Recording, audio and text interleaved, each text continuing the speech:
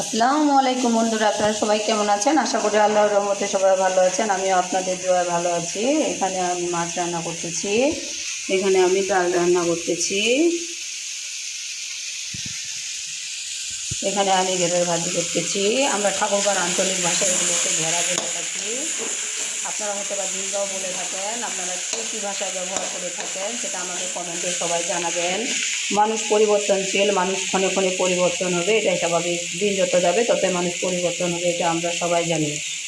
মানুষের প্রয়োজন যতক্ষণ আপনি তার মন রেখে চলতে পারবেন। মানুষ আপনাকে ততক্ষণে ভালোবাসবে যতক্ষণ তার মন রেখে আপনি চলতে পারবেন, এটা তো আমরা সবাই জানি।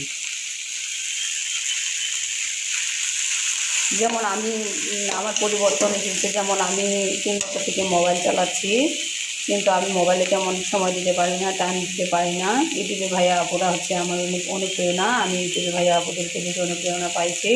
যা আমারও তো ফোন আছে, আমার অনেক দিন থেকে ফোনটা পড়ে আছে, আমি কিছু করতে পারতেছি না, তাই রান্নাবান্নাগুলো আপনাদের সাথে একটু শেয়ার করতেছি। আপনাদের সাথে একটু ফটো এগুলো শেয়ার করতেছি আমি।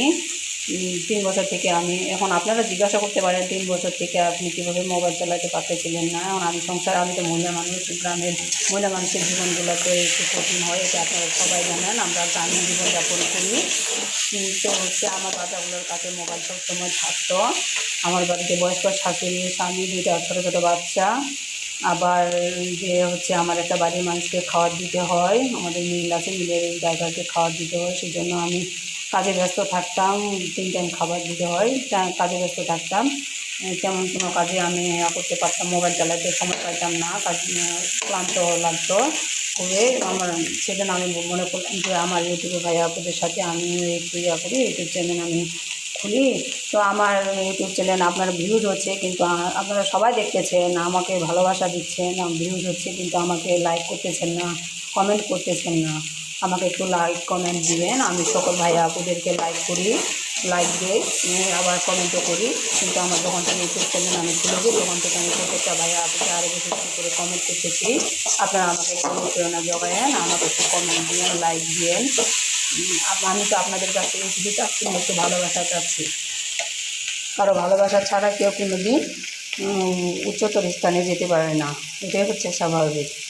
আপনাদের ভালোবাসা পেলে তো আমি আর আকাশ ছুঁতে পারবো না।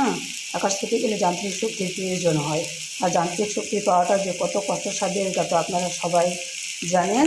তো আমার এই ইউটিউব চ্যানেলটা হচ্ছে স্কুলের টিচার এবং ছাত্রর মতো। আপনারা আমাকে যত কমেন্ট করবেন, লাইক করবেন, লাইক করলে আমার মনে একটু সহজ হবে। আর